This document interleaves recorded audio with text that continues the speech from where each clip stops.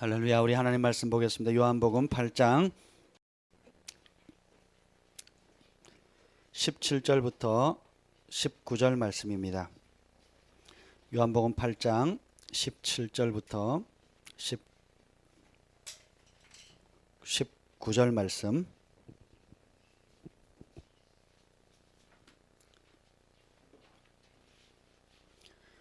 찾으신 분만 아멘 해보십시오. 네, 우리 한 목소리로 17절부터 19절 말씀 읽겠습니다. 시작. 너희 율법에도 두 사람의 증언이 참되다 기록되었으니 내가 나를 위하여 증언하는 자가 되고 나를 보내신 아버지도 나를 위하여 증언하시느니라. 이에 그들이 묻되 내 아버지가 어디 있느냐? 예수께서 대답하시되 너희는 나를 알지 못하고 내 아버지도 알지 못하는도다. 나를 알았더라면 내 아버지도 알았으리라. 아멘. 성령님 다시 한번 환영합니다. 오늘 보혜사 성령께서 오시면 예수님께서 가르치신 모든 것을 기억나게 하시고 우리에게 필요한 모든 것을 친히 가르치시고 알려주신다 하셨는데 오늘 그 은혜를 구합니다. 우리 각 사람에게, 우리 어린이들에게, 우리 청소년들에게, 우리의 아버지 어머니들에게, 이곳에 참여한 모든 하나님의 백성들 위해, 또 영상으로 보는 모든 사람들을 위해도 하나님께서 놀라운 은혜를 부어주셔서 하나님이 누군지를 알게 하여 주시고 예수님을 알게 하여 주시고 성령님을 아는 시간 되게 하여 주옵소서. 예수님의 이름으로 기도합니다. 아멘. 오늘 여러분들에게 하나님을 아는 가장 좋은 방법, 쉬운 방법에 대해서 좀 나누려고 합니다. 여러분 한 주간 잘 지내셨습니까? 아멘. 예수님 안에 있으면 하루하루가 참 새롭습니다. 오늘 또 특별히 우리 천준이가 젬베를 치는데 저는 승만 형제가 온 줄 알았어요. 너무 이렇게 5학년? 이제 5학년 되죠. 야, 처음에 이렇게 배우던 작년에 막 열심히 아빠 따라서 배우는 모습을 봤는데 벌써 우리 예배팀하고 같이 이렇게 젬베를 치는 모습 보니까 참 너무 보기 좋습니다. 아멘. 제가 말씀을 가르치면서 배운 것이 뭐냐면 내가 어릴 때 잘못 배웠다. 아이들이 좀 크면 뭐 대학교 가면 그때 말씀을 가르치면 되지.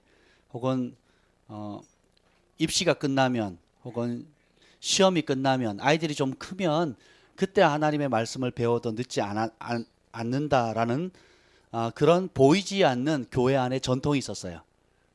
근데 하나님 말씀은 정반대로 가르치죠. 이 아이 어릴 때부터 심지어 태 속에 있을 때부터 하나님의 말씀으로 양육하고 축복하고 기도하는 거예요.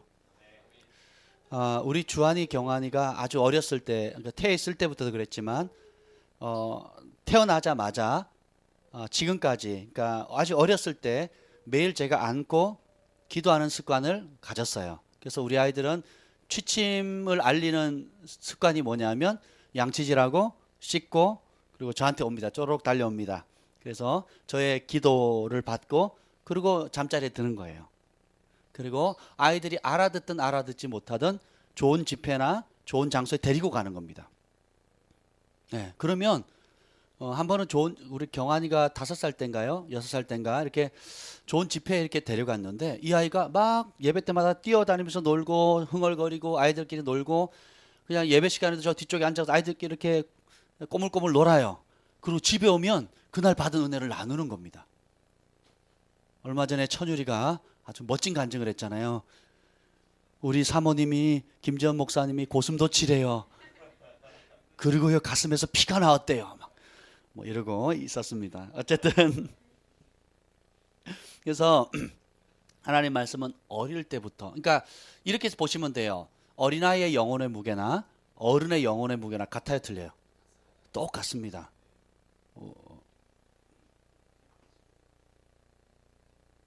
진태?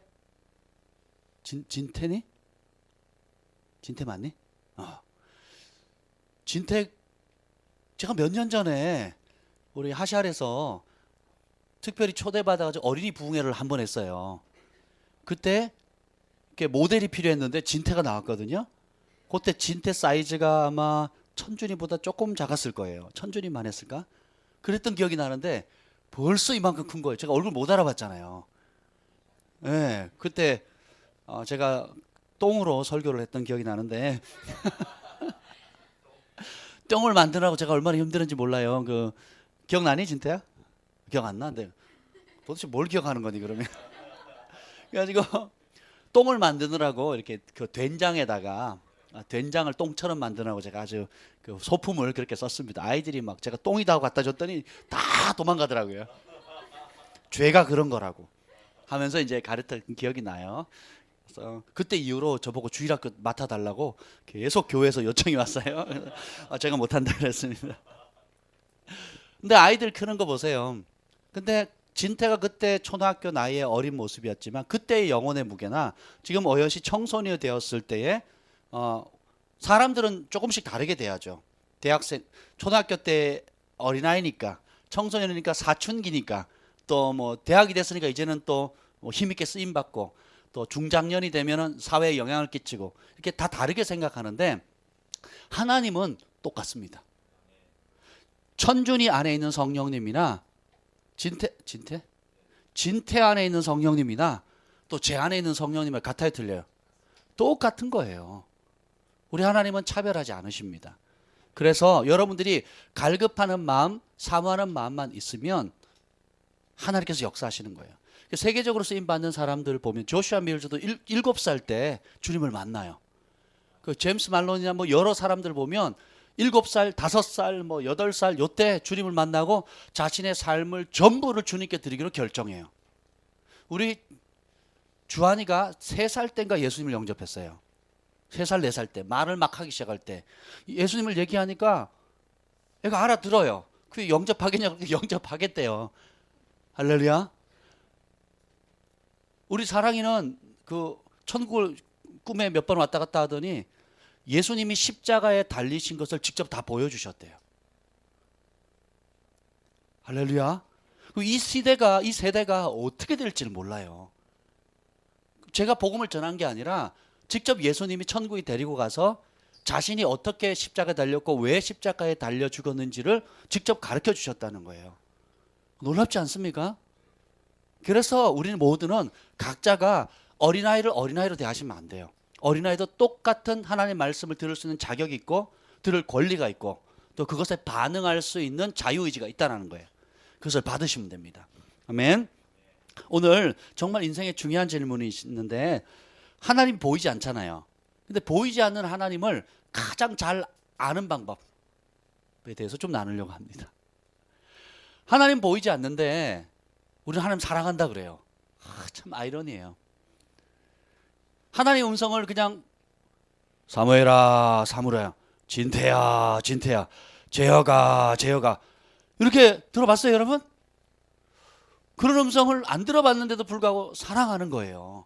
참 아이러니입니다. 근데 그분을 또 닮아야 되고 그분을 알아가야 되고 이게 어떻게 보면 굉장히 어려운 것 같은데 하나님을 가장 잘 알 수 있는 방법이 요한복음 8장 19절에 나와 있습니다. 우리 다 함께 읽어보겠습니다. 다시 한번요.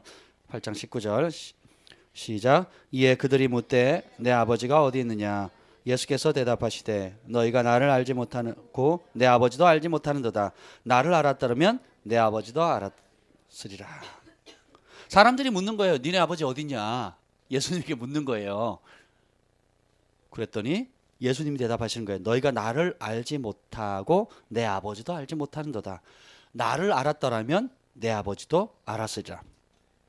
보이지 않는 창조주 하나님을 가장 잘 나타내시는 분이 바로 예수님이에요. 보이지 않는 하나님이 말씀으로 창조하셨는데 그 말씀이 육신을 입고 오신 분이 예수님이에요. 그래서 하나님을 알고 싶으시죠? 하나님을 만나고 싶죠? 하나님의 음성을 듣고 싶으시죠? 예수님을 만나면 됩니다. 예수님의 말씀을 알면 돼요. 그리고 예수님이 하나님의 성품이 어떤 분인지를 가장 잘 드러내신 거예요. 하나님의 공의로우심, 사랑, 긍휼, 희생, 섬김 이 모든 것을 가장 잘 나타내는 분이 바로 몸으로 나타내신 분이 바로 예수님이신 겁니다. 아멘. 그래서 예수님을 아는 것이 하나님을 아는 것이고 예수님을 모르면 누구를 모르는 거예요? 하나님을 모르는 겁니다. 오늘 이 요한복음 8장 전체에 보면 예수님을 모르면 어떤 결과가 초래되는가가 나와 있어요. 그 첫 번째가 뭐냐면 따라합시다. 예수님의 길을 알지 못한다. 14절 한번 읽어보시죠. 14절 14절 읽겠습니다. 시작. 예수께서 대답하여 이르시되 내가 나를 위하여 증언하여도 내 증언이 참되니 나는 내가 어디서 오며 어디로 가는 것을 알거니와 너희는 내가 어디서 오며 어디로 가는 것을 알지 못하느니라. 아멘. 예수님을 모르면 첫째, 예수님이 행하시는 방법, 길을 알지를 못하게 돼요. 그게 나하고 뭔 상관이냐, 뭐 이렇게 얘기할 수 있겠죠. 그 예수님의 길을 모르면 사람은 결국 뭐예요? 자기가 옳다고 생각하는 그 길을 가게 돼 있어요. 자기가 제일 인생을 이렇게 살면 제일 의미 있겠다고 생각하는 그 길을 갑니다. 그렇죠? 내 인생의 최고의 목적은 돈을 버는 것이다. 그러면 어떻게 하겠어요? 수단과 방법을 가리지 않고 돈을 벌겠죠. 내 인생의 최고의 목적은 다음 세대를 일으키는 거다라고 생각하면 어떻게 하겠어요? 다음 세대를 일으키겠죠. 내 인생의 최고의 목적은 내 자식들 대학 보내는 거다. 우리 국제시장 보셨잖아요.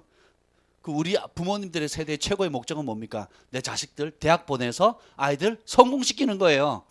그래서 새끼밥 굶지 않고 입에 풀칠하는 거죠. 그러니까 굶지 않고 사는 것이 여러분 굉장히 우스운 얘기인 것 같은데 6.25 동란을 겪고 보릿고개를 겪은 세대들의 소원은 뭐예요? 내 자식들, 나는 내 형들, 내 동생, 내 누이가 보릿고개를 못 넘어가지고 굶어 죽어가는 걸 봤단 말이에요. 우리 부모님은.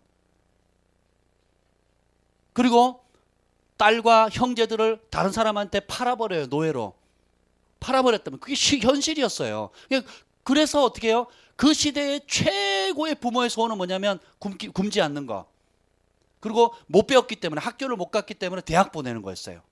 그리고 어엿한 집이나 번듯한 차를 가지고 그냥 사람들에게 꿀리지 않고 살아갈 수 있는 삶만 살면 좋겠다 하는 게 우리 부모님들의 소원이었다고요. 공통적인. 아멘. 제가 아직도 초등학교 때 기억나는 건 제 머리에 이가 기억다리고 어머니께서 찬빗으로 긁어가지고 긁으면 허연 게 두두둑 떨어지면 그걸 손톱으로 쿡쿡 짜던 기억이 나요.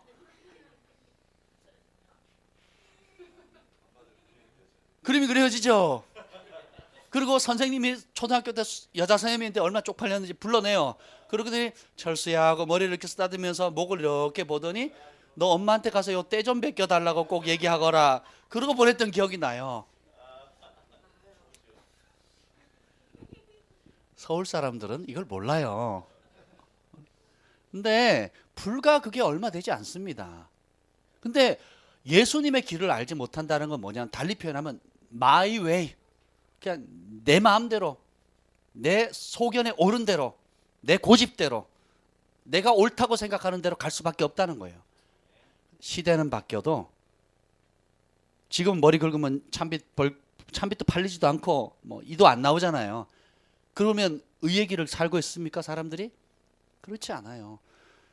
하이 테크놀로지로 뭐 아이폰 6가 나오고 갤럭시가 나오고 뭐 온갖 전 세계를 지금 2시간이면 최고 빠른 길로 다 돌 수 있는 그런 상황이라 할지라도 예수님을 알지 못하면 자기 길 가는 거예요. 자기 의, 자기 생각, 자기 고집대로 살아가는 겁니다. 두 번째는 그래서 예수님이 어디서 오고 어디로 가는지를 알지 못해요. 예수님은 구원하러 오셨는데, 생명을 주려고 오셨는데, 행복을 주려고 오셨는데, 평안을 주려고 오셨는데 그 길을 모르고 걱정하고 염려하고 근심하고 자기 욕심에 사로잡힌 삶을 살아갈 수밖에 없다는 겁니다. 두 번째, 예수님을 모르면 어떤 결과가 초래되냐? 따라합시다. 육체를 따라 판단하게 된다. 다르게 표현하면 보이는 것만 믿고 산다는 겁니다. 너희는 15절에 보면 읽어봅시다. 15절 전반부에 시작.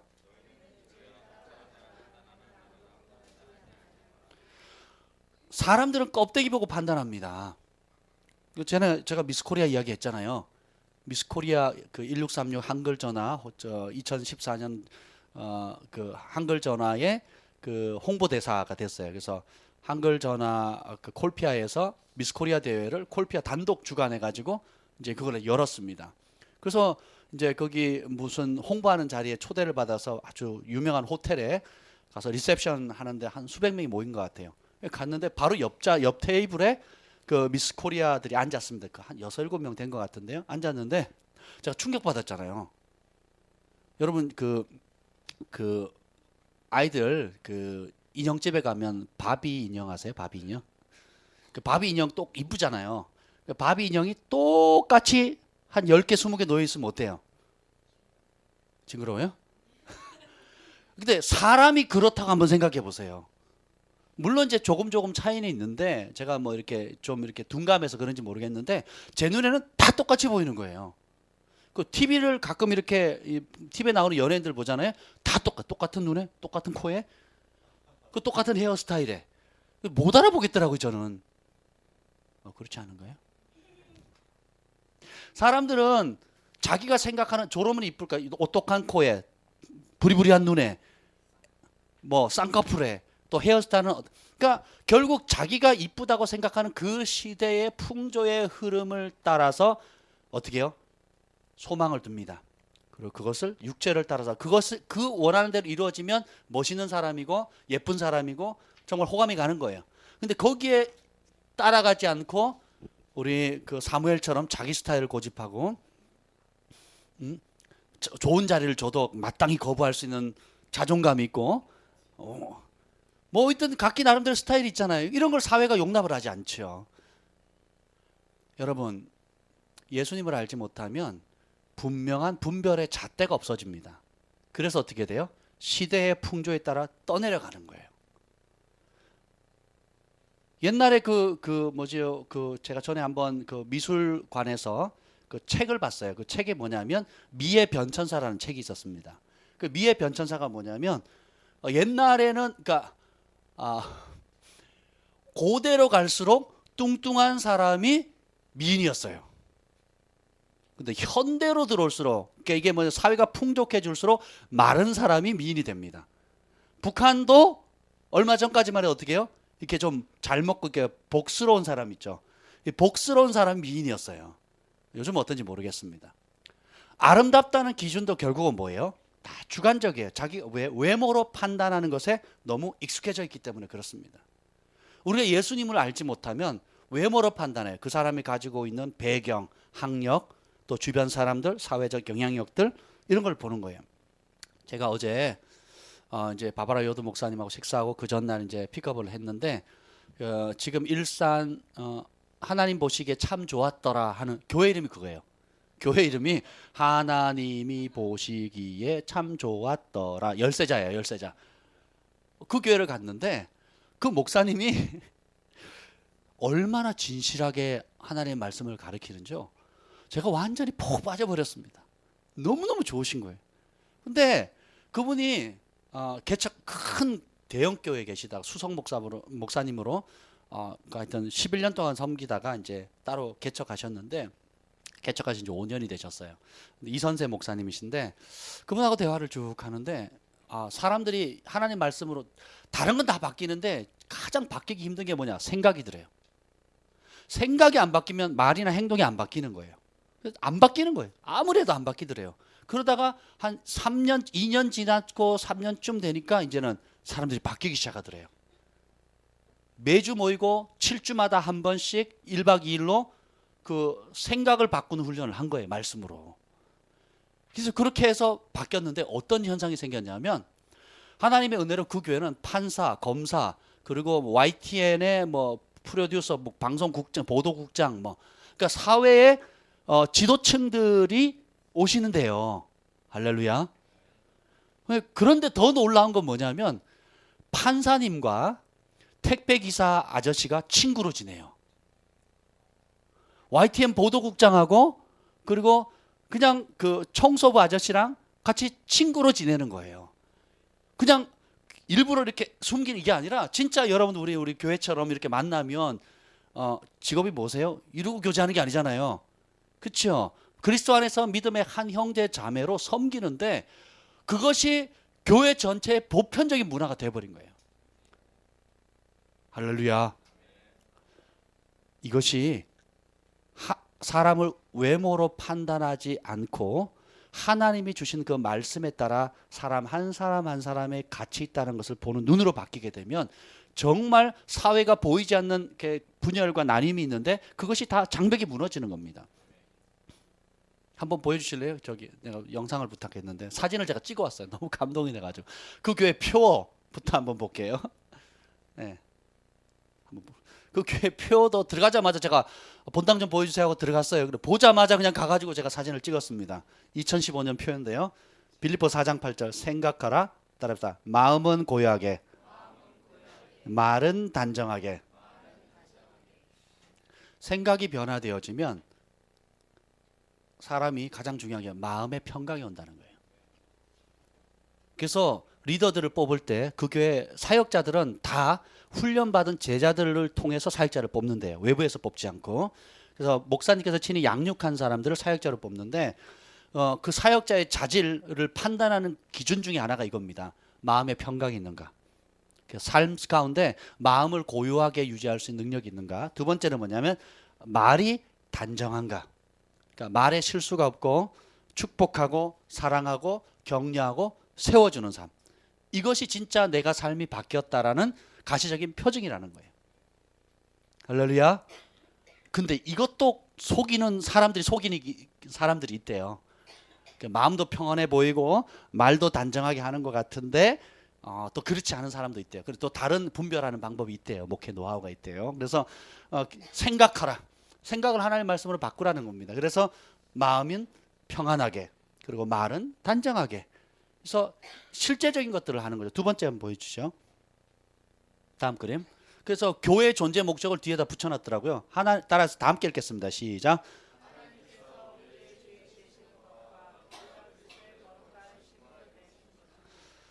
이 교회에서 하는 가장 핵심적인 훈련이 뭐냐면 주일 오후 내내를 로드십 훈련을 한대요. 그게 뭐냐면 하나님이 우리 삶의 주인이다라는 거예요. 우리의 삶의 필요를 위해서 하나님이 존재하는 게 아니라 하나님이 내 삶의 모든 영역의 주인이라는 거예요. 우리의 자녀의 주인, 내 목숨의 주인, 우리 사업의 주인, 내 학업의 주인, 삶의 전반의 모든 것의 주인 되는 것을 실제적으로 배워나가는 거예요. 그래서 주일 오전 1, 2부 예배 끝나면 오후는 전교인이 전부 다 오후 내내 저녁까지 그냥 그 로드십 훈련을 한다는 겁니다. 그리고 우리가 그리스도의 거룩한 신부 되는 것입니다. 그래서 이 신부됨이 얼마나 중요한지 교회 꼭대기 위에다가 그 배너를 붙여놨어요. 다음 그림 보여주시죠. 제가 찍었다니까 깜짝 놀랐어요. 좀 줄여보시죠. 움직여보시죠. 읽어봅시다. 시작.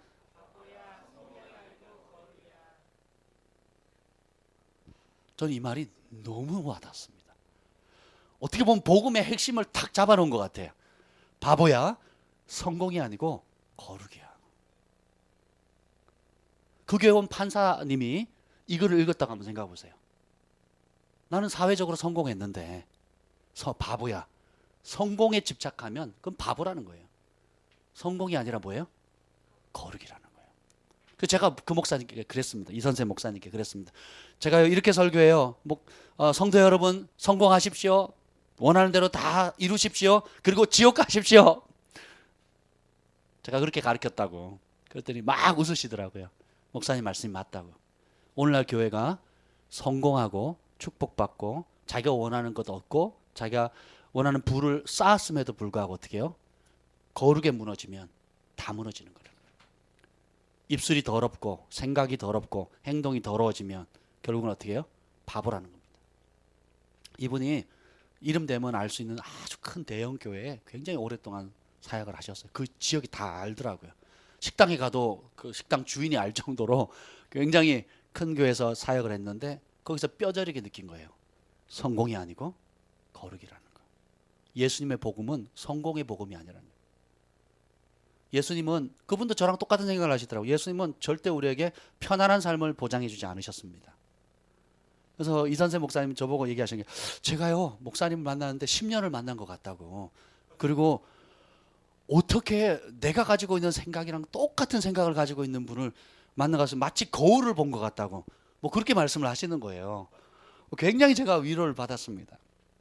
우리가 예수님을 모르면 자꾸 육체적인 걸 따라요. 성공의 삶, 축복의 삶, 내가 지금 당장 발등에 떨어진 뭔가를 원하는 삶으로 또 그것을 채워주면 하나님께 감사하고 그렇지 못하면 또 다른 불평거리를 찾는 거예요.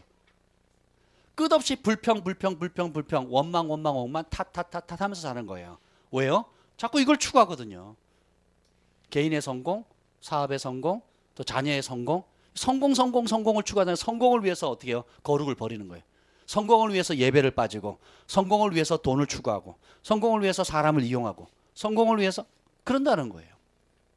근데 이것이 무너지니까 판사님과 택배기사 아저씨가 정말 예수님 안에서 한 형제 자매가 되는 겁니다. 아멘?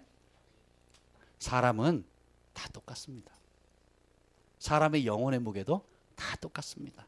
누구나 사랑받아야 될 자격이 있고 누구나 사랑해야 할 의무가 있습니다. 누구나 섬김을 받을 권리가 있고 누구나 섬겨야 될 의무가 있는 것입니다. 사랑을 줄 수 없을 만큼 가난한 사람 없고 사랑을 받지 않아도 될 만큼 부유한 자가 없다는 노래가 있죠. 우리는 그렇게 부름받은 겁니다. 서로 존중히 여기고 서로 자기보다 낮게 여기고 거기는 직업이 없어요. 서로를 존중해요.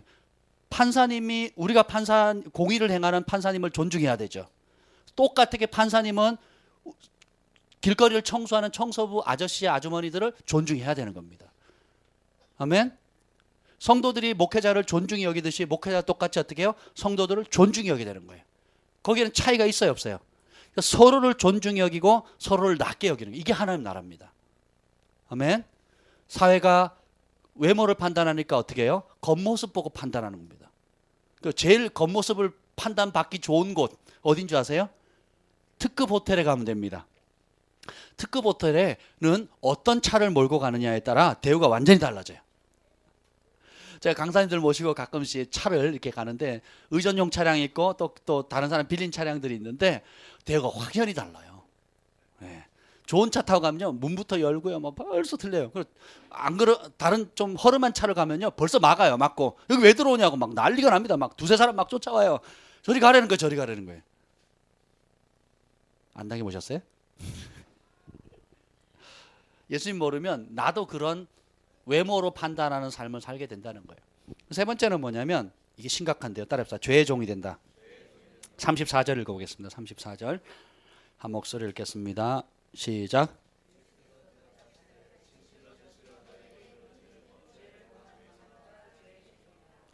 의의 종이 되지 못하고 죄의 종이 되는데 죄의 종이라는 게 우리가 아이시스 같이 그 이슬람 극단주의자들 같은 그런 사람들만 죄라고 생각하시면 안 돼요.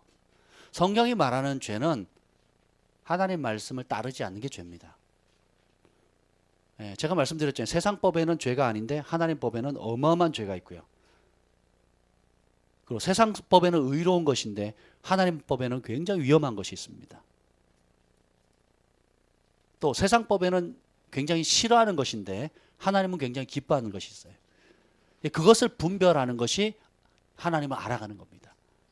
그 기준이 어디냐? 예수님의 말씀에 따라 달려 있다라는 거예요. 그래서 죄의 종이 진실로 너에게 이르노니 죄를 범하는 자마다 죄의 종이니라. 여러분이 자신의 영적 상태를 가장 심플하게 분별할 수 있는 방법이 뭐라고요? 내가 죄를 이기고 있는가? 죄가 나를 이기고 있는가? 내 입술이 죄의 도구로 쓰임받는가? 의의 도구로 쓰임받고 있는가? 내 눈이 죄에 이끌리는가? 아니면 의로운 눈으로 이끌리는가? 우리 손발 모든 것이 다 어떻게 해요? 심플해요. 그냥 내가 죄를 이기고 있는가? 죄가 나를 이기고 있는가? 누구든지 지는 자는 이기는 자의 종이 되는 것입니다. 예수님을 알지 못하면 결국 뭐예요? 죄의 종이 되는 거예요. 예수님을 알지 못하면 난 죄의 종 아닌데요. 나는 나름 착하게 살아가는데요. 선하게 살아가는데요. 그렇게 얘기를 합니다. 그럼 착하다 선하다는 기준이 뭐예요? 자기의예요. 자기의예요. 여러분이 얼마나 기도하면 충분히 기도한 겁니까? 몰라요. 여러분 얼마나 헌금하면 충분히 하나님을 기쁘시게 한 만큼 헌금한 건가요? 얼마나 희생해야 하나님 기뻐하는 만큼 희생한 겁니까? 얼마나 착한 일을 해야 여러분 정말 인정받을 만큼 착한 일을 한 겁니까? 몰라요. 예전에 릭조니 목사님이 하나님과 깊은 경험을 할 때에 그런 얘기를 했어요. 그 마을에 어떤 사람이 있는데 하나님께서 그 가문에 악명 높은 사람이 있었어요. 사람이 있었는데 나쁜 짓을 되게 많이 한 거예요. 근데 그가 예수님을 영접하고는 변화된 겁니다. 변화되고는 이제 하는 행동들이 여전히 나빠요. 근데 얼마나 나빴는지 변화를 됐는데 뭐 고양이 보면 발로 집어차고요. 강아지 보면 집어차고요. 또 사람들 보면 막 입으로 막 난리를 치는 거예요. 그래서 저런 사람이 변화된 거 맞나?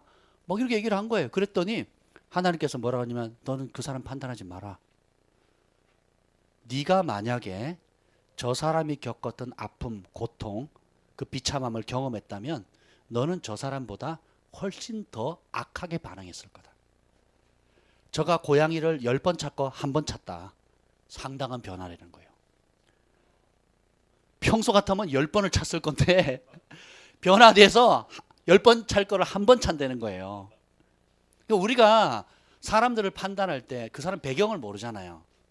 그러니까 제가 많은 사역자들을 보면서 제가 상담을 원하는 사람들, 상담가가 되기를 원하는 상담을 전공하는 사람들의 배경을 보면요, 대부분 굉장한 고통 가운데 자란 사람들이에요. 그래서 그 고통 가운데 다른 사람의 상담을 받고 회복되었기 때문에 자기도 어떻게 그 은혜 받으니까 다른 사람을 상담해 주고 싶어 하는 거예요. 그래서 그 길을 가는데 아직도 그 속 사람의 내면이 치유되지 않아 가지고 상담을 해준다고 하는 게 계속 상처를 주고 다니는 거예요.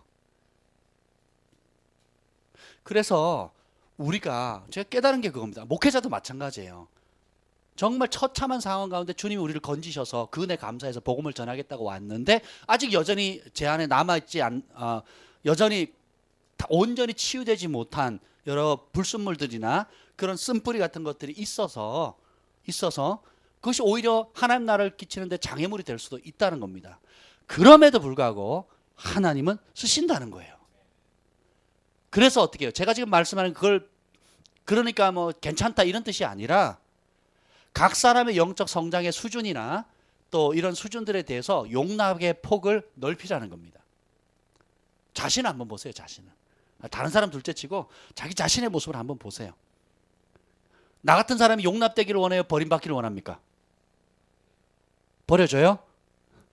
용납되기를 원하잖아요. 그렇죠? 그렇잖아요. 내가 용납되어지기 있는 모습 그대로 용납되어지기를 원하듯이 주변 사람들도 가족들도 이웃들도 같은 성도들도 어떻게 해요? 용납해 줄 수 있는 은혜가 커져가야 된다는 겁니다. 아멘. 네 번째는 뭐냐면 마귀를 아버지로 섬기게 됩니다. 한번 보겠습니다. 44절 읽어보겠습니다. 44절 시작.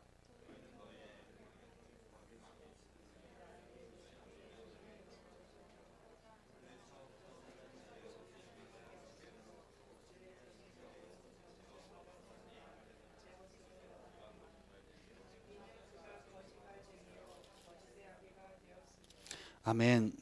예수님을 모르면 그냥 착하게 사는 게 아니에요. 예수님을 모르면 그 사람이 남들 보기에는 조금 더 의롭고 남들 보기엔 더 착하게 산다 할지라도 그 사람의 아비는 누구예요? 마귀입니다. 이런 얘기하면 굉장히 평소에는 괜찮습니다. 만약에 우리 교회가 유명해지고 혹시 제가 유명해지면 이제 그리고 누가 그 교회를 공격하려고 했다. 그러면 뭐라 그러는지 아세요? 제가 한 목사님이 어려움을 당하고 있는데 뭐라 그러냐면 귀신이 있다고 가르친다고 교회에서. 그래서 저 사람은 사이비 목사라고 뭐 이런 공격을 받고 있어요. 공격을 하려고 하니까 그래서 당연히 교회에서 귀신 있다고 가르치지 귀신 없다고 가르쳐요. 근데 뭐 이런 식인 거예요. 이런 식. 여러분 성경은 보면 요한일서에 보면 세상에는 두 종류의 자녀밖에 없어요. 하나님의 자녀, 마귀의 자녀. 기분 나쁘세요? 그럼 하나님의 자녀, 하나님의 자녀가 될 사람들. 뭐, 아멘.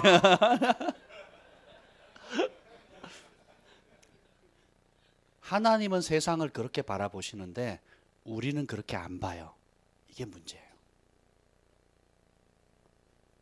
그냥 존경받는 교수님이시고 존경받는 변호사시고 존경받는 사회 명망 있는 분이고 마음도 좋고 성품도 좋은데 교회는 안 다녀.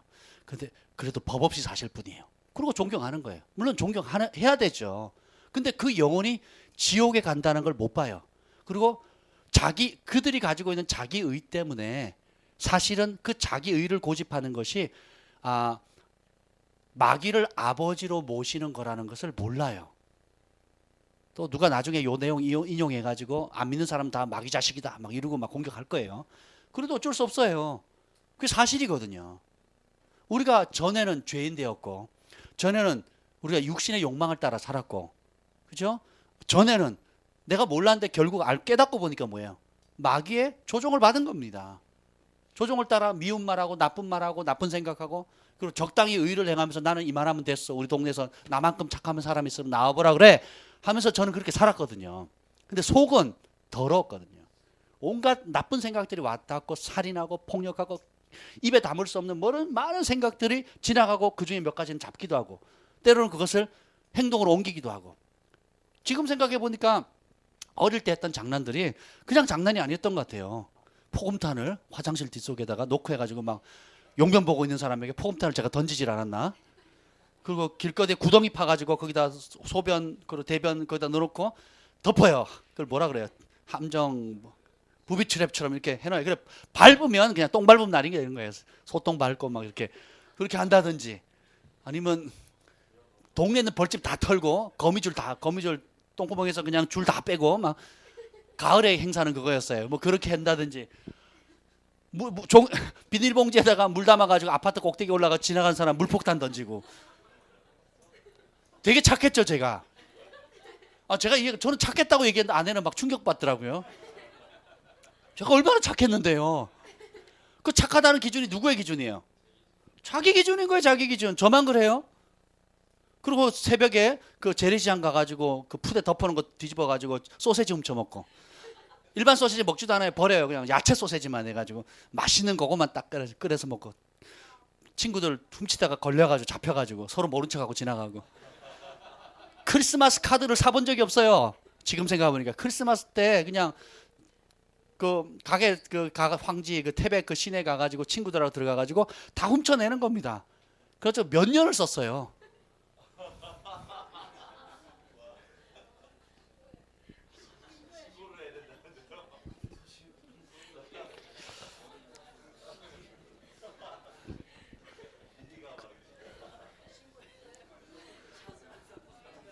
신고한다고 하는 사람 뒷조사를 좀 해봐야 되겠어요.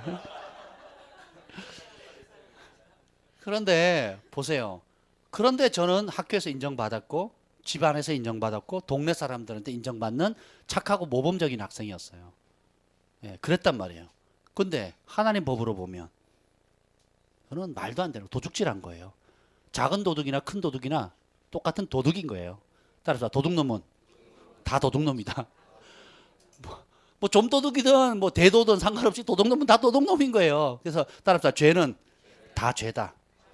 큰 죄든 작은 죄든 다 죄인 거예요. 그래서 상대적인 상대적인 어떤 선함은 있을지 몰라도 결국은 뭐예요? 하나님 보시기에 의인은 없나니 하나도 없는 거예요. 모든 사람이 다 죄를 범한 것입니다. 그렇게 되면 이 죄의 근원은 뭐예요? 마귀입니다. 태초부터 살인자고, 그리고 진리가 없고. 그래서 결국은 뭐예요? 예수님을 맞이하지 않게 되면 그냥 내 나름대로 내 주먹 믿고 사는 게 아니라 뭐예요? 자동적으로 스스로 마귀를 아버지로 선택하게 된다는 거예요. 그래서 여러분 집안에 가족들이나 친척들이나 형제들이나 교회를 다니고 안 다니고 상관없어요. 교회를 다니고 안 다니고 상관이 없습니다. 그 안에 예수님이 진짜 주인 되지 않으면, 예수님을 진짜 내 삶의 궁극적인 주인으로 맞이하지 않으면 그 사람의 아버지는 누구예요? 마귀가 되는 거예요. 예수님을 영접하면 우리 아버지는 누구예요? 하나님이 되는 겁니다. 하나님. 그런데 예수님을 거부하면, 교회는 다니는데 예수님 거부하는 사람 많습니다. 교회는 다니는데 말씀을 듣는데 자기 생각에 사로잡힌 사람 되게 많아요. 하나님을 사랑한다고 하지만 결국은 뭐예요? 자기 욕심을 더 사랑하는 삶을 살아가는 사람 수두룩합니다. 그러면 결국 그들의 아비는 누구예요? 마귀가 되는 겁니다. 그래서 이선생 목사님도 그 교회 5년 동안 하면서 결국 붙잡은 게 뭐예요? 주님이 주인 되도록 하는 것. 이것이 최고로 중요하다는 거예요. 처음 3년 동안 제가 저희 교회에서 순종 가지고 이제 제자 훈련 합니다. 그랬더니 벌써 하셨대, 2년 동안. 깨어있는 분들은 다르죠. 아멘. 여러분들이 육신의 부모는 선택할 기회가 없어요. 그런데 영적인 부모는 선택할 수가 있어요. 마귀를 아버지로 선택할 거냐, 하나님을, 좋으신 하나님 아버지를 여러분의 아버지로 선택할 거냐, 그거는 여러분의 손에 달려 있다는 겁니다. 아멘. 그러면 마귀를 아버지로 모시게 되면 어떻게 되느냐? 다섯 번째, 따라합시다. 마귀의 행위 그대로 본받게 된다. 그 아버지의 DNA를 그대로 받게 돼 있어요. 제가 오늘 기도 수첩이 나왔어요. 우리 현주가 너무 이쁘게 잘 만들었어요. 우리 일호 형제 집에 가가지고 복사를 해가지고 굉장히 기도 제목들을 다 이렇게 주소로 가고 같이 이렇게 만들었는데요. 우리 김정 목사님 기도 제목을 봤어요. 주한이 키 187, 경한이 키 187, 사랑이 키 172, 소망이 온유 170. 완전 뭐 이렇게 그 거인들의 집안처럼. 근데 우리 주한이가 저보다 지금 더 크거든요. 제가 180 거의 179.6인가 그래요. 그 180인데 주한이가 저보다 더 큽니다. 그럼 지금 180 한 1, 2는 되겠죠? 1이나 2 정도 될 것 같아요. 근데 187. 지가 노력했나요? 노력한 거 없어요. 운동도 안 해요. 운동하는 것도 싫어하고요. 그리고 어릴 때 맨날 맞을 일이 없었는데 밥 먹다가 맞았거든요. 숟가락 들고 2시간 있는 거예요. 그냥 안 먹고. 어릴 때 그렇게 안 먹었어요. 그렇게 안 먹어갖고 요거밖에 못 컸어요. 181. 제가 어릴 때 음식이 굉장히 비위가 약했어요. 그래서 주로 뭘 했냐? 누룽지 먹거나 주식을 누룽지나 아니면 물에 밥 말아 먹었어요. 그 저희 어머니가 지금도 미안하게 생각하세요. 음식을 제대로 못 해줬다고. 그런데 제 키가 거의 180에 가깝거든요. 누구 때문에요? 부모님의 DNA 때문에 그렇습니다. 할렐루야. 여러분이 하나님의 DNA, 성령의 DNA를 받으면 거룩한 영을 받으니까 무슨 말 하겠어요? 거룩한 말 하겠죠. 거룩한 생각하겠죠. 거룩한 행동하겠죠. 섬기고 희생하고 사랑하겠죠. 그런데 반대로 마귀를 아버지로 모시게 되면 어떻게 됩니까? 무슨 행동에서? 마귀짓 하게 되겠죠. 귀신 들린 사람처럼 행동하겠죠. 더러운 말, 더러운 행동, 그러면서 어떻게 해요? 다 남 탓하게 되는 겁니다. 환경 탓하게 해요. 자라온 배경 탓하게 되고. 그렇죠. 그리고 어떻게 해든지 내가 지금 이렇게 아픈 것은 나 때문이 아니라 내 책임이 아니라 다른 사람의 책임이란 걸 계속 전가하는 게 죄의 습성이에요. 이게 마귀짓입니다. 아담과 하와가 처음 범죄하자마자 너 왜 그랬냐 그랬더니 뭐예요? 하나님이 주신 저 여자 때문에 그랬습니다. 이분은 또 뭐라 해요? 하나님이 주신 뱀에 깨어서 그렇습니다. 다 누구 탓이에요? 하나님 탓인 거예요. 그리고 남 탓인 겁니다. 여러분이 입술로 남 탓, 자식 탓, 부모 탓, 형제 탓, 이웃 탓, 교회 탓, 무슨 탓하죠? 그럼 뭐예요? 마귀에게 동조하는 겁니다. 우리 인생의 책임은 각자가 지는 거예요. 지금 10년을 살았든 20년을 살았든 50년, 70년을 살았든 오늘 지금의 모습의 책임은 누구에게 있는 거예요? 나 자신에게 있는 겁니다. 누구에게 탓할 필요가 없어요. 반대로 하나님의 DNA를 받은 사람은 어떻습니까? 이래도 감사, 저래도 감사. 우리 재혁이 할머니 제 뵐 때마다 굉장히 은혜를 받습니다. 그냥 이래도 감사, 저래도 감사, 늘 감사. 가정 예배를 몇 번 드렸는데요. 감사가 끝이 없습니다. 그리고 말씀을 들으시면 은혜를 받으시고 막 눈물이 촉촉히 젖으시는 거예요. 그 은혜 받는 모습에 저희가 오히려 은혜를 받는 겁니다. 그런데 제가 믿기로는 어렸을 때부터 저랬을 거라고 생각지 않아요. 그죠? 어느 순간인가 그냥 똑같이 불평하고 탓하고 원망하는 삶을 살다가 어느 순간 예수님을 깊이 만난 겁니다. 어느 순간 이 하나님 말씀에 크게 부딪힌 거예요. 어느 순간 이 말씀대로 살아야겠다는 도전을 받으신 겁니다. 그러더니 사물이 다르게 보이는 거예요. 미웠던 사람이 사랑스러워 보이고 원망하고 탓했던 사람들이 저 사람 잘못이 아니라 내 잘못이라는 걸 깨닫게 되고 많은 불평거리보다 지금 내게 주어진 감사거리가 더 많다는 것을 깨닫게 되는 겁니다. 이게 은혜예요. 예수님 없이 살면 마귀의 DNA를 받게 돼요. 예수님과 함께하면 하나님의 DNA를 받게 되는 거예요. 그래서 여러분들이 탓할 필요 아무도 없어요. 환경, 사람 탓할 거 없습니다. 오히려 환경이 어려우면 여러분 주님과 함께 붙들리게 되면 더 큰 기적의 무대가 된다고 제가 말씀드렸죠. 그래서 어려움은 또 하나의 무대가 되는 겁니다. 불평의 무대가 될 거냐, 마귀에게 도구가 되는 무대가 될 거냐, 아니면 하나님이 역사하시는 기적의 무대가 될 거냐. 그 선택은 여러분의 믿음의 반응에 따라 달려 있습니다. 아멘. 너희는 41절에 보면 너희 아비가 행한 일들을 하는도다. 너희는 너희 아비 마귀에게 났으니 너희 아비의 욕심대로 너희가 행하고자 하니라. 38절 읽어봅시다. 38절 시작. 나는 내 아버지에게서 본 것을 말하고 너희는 너희 아버지에게서 들은 것을 말. 예수님은 뭐예요? 하늘 아버지의 말씀을 본 그대로 행하고, 그리고 예수님을 거부하는 사람들은 뭐예요? 너희는 너희 아비에게서 들은 것을 행하느니라. 예수님을 핍박했던 사람, 예수님을 대적했던 사람들이 마귀의 음성을 들었을까 안 들었을까요? 본인이 마귀의 음성을 들었다고 생각할까요? 아니면 자기는 자기 나름대로 의로운 생각으로 한다고 했을까요? 근데 하나님 예수님 뭐라 그래요? 내 나름대로 내 생각이 옳고 내가 의롭다고 생각하는 그것이 누구로부터 온 거예요? 마귀로부터 온 거예요. 사울이 그래서 교회를 핍박을 했고요. 이걸 여러분 잘 아셔야 돼요. 여러분 전통적으로 배워왔던 것, 과거에 알아왔던 것, 그리고 내가 흔들리지 않고 이건 분명한 진리라고 믿고 있는 것 중에 섞여 있는 것이 상당히 많습니다. 그 목회자도 마찬가지예요. 지도자도 마찬가지입니다. 그래서 말씀을 주야로 묵상하면서 깨트려 나가지 않으면 뭐예요? 내가 의롭다, 하나님을 위해서 멋지다고 하는 그것이 사실은 어떻게 해요? 마귀의 목소리로 들은 것일 수도 있다라는 겁니다. 그래서 예수님 뭐라 그랬어요? 나는 내 아버지께서 본 것을 말하고 너희는 너희 아비인 마귀로부터 들은 것을 말한다 그랬거든요. 그래서 깨어 있으셔야 됩니다. 우리가 양육하는 이유가 뭘까요? 우리가 회중 가운데 설교도 하고 또 모여서 함께 기도도 하지만 1대1 혹은 2대1로 양육을 하는 이유가 뭘까요? 양육을 하면 개인이 가지고 있는 생각들, 사고방식들, 가정관, 부부관, 그리고 자녀 양육하는 것들, 물질관, 또 인생관, 또 여러 가지 관점들이 어떻게 해요? 대화를 통해서 자연스럽게 흘러나옵니다. 그럼 그걸 통해서 어떻게 돼요? 그 흘러나온 것과 하나님의 말씀이 어떠한가를 철을 날카롭게 같이 함께 양육을 받으면서 지도자를 통해서 같이 양육받는 사람을 통해서 어떻게 해요? 서로를 날카롭게 해주는 거예요. 그래서 그간에 끼었던 그 마귀가 뿌려놨던 오물들, 그리고 잘못된 생각들이 어떻게 해요? 하나님의 말씀의 물로 깨끗이 씻어지는 거예요. 때로는 불같이 태워지기도 하고 말씀의 물로 깨끗이 씻는 거예요. 그래서 우리 중보팀들이 화요일날 모여서 기도하고 그다음 또 양육을 받잖아요. 그런 것을 통해서 어떻게 해요? 양육을 받는 첫날로 완전히 분위기가 달라졌다는 간증을 들었습니다.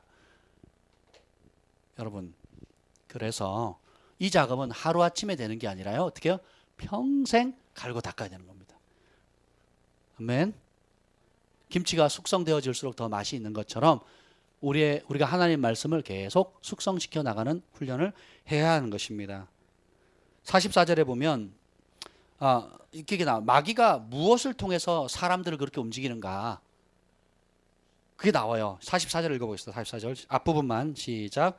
너희는 너희 아비 마귀에게 났으니 너희 아비의 욕심대로 너희도 행하고자 하느니라. 아멘. 자, 우리가 행하는 근본이 뭐예요? 마귀에게 이끌림 받는 사람들이 행하는 동기가 뭐죠? 욕심이라는 거예요.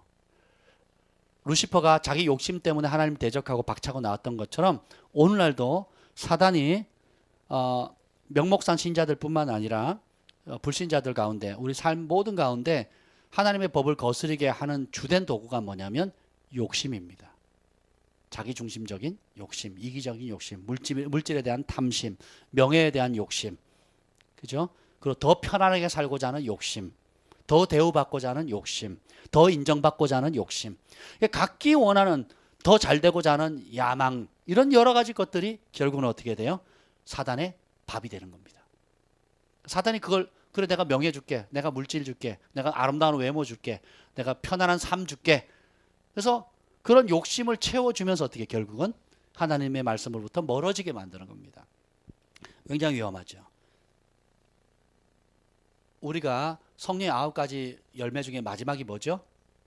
절제죠. 이 절제가 성령의 열매예요. 절제는 내가 참는 것과는 달라요. 그냥 내가 인내하는 것과는 다릅니다. 그러니까 영어로는 절제가 뭐예요? self control이에요. self control입니다. 조종이 되는 거예요. 조종이 되는 거예요. 내 감정이 조종이 되고, 그리고 내가 해야 할 말 하지 말아야 될 말이 어떻게 여기서 주님 내 입술에 파수꾼을 세우사, 그죠? 축복의 말 아닌 건 어떻게 해요? 수문을 닫는 겁니다. 이게 절제예요. 그러니까 스스로 컨트롤이 돼야 돼요. 분노가 팍 나려고 하는데 어떻게 해요? 나기 전에 어떻게 해요? 우리 재한 형제가 종종 그 얘기를 하는데 팍 전 같으면 그냥 막 불을 토하고 나도 사람이야 그러고 막 토할 것 같은 순간에 방언이 푸푸푸 튀어나오더래. 샤바라바바바 막 그랬대요. 몇 번 그랬대요. 샤바라바라바 그러더니 방언하니까 제정신이 돌아오더래요. 그래서 이러면 안 되지. 그리고는 마음이 가라앉으면서 새로워졌다는 거예요. 여러분 부부 싸움을 안 해보신 분들은 모르시겠지만 이게 한번 열불을 쏟아내고 났을 때 그 회복하는 게 만만치가 않습니다. 근데 그 화를 낼 때 방언을 만약에 쏟아냈다. 그리고 돌이키고 자신을 회개하고 하면 가정 천국이 이루어지는 겁니다. 아멘. 부부 싸움 하면 부부 싸움으로만 끝난 게 아니에요. 그러면 남편은 결정해야 될 일 있죠. 그리고 회사에다 뭘 해야 될 게 창조적인 아이디어 내야 될 게 있죠.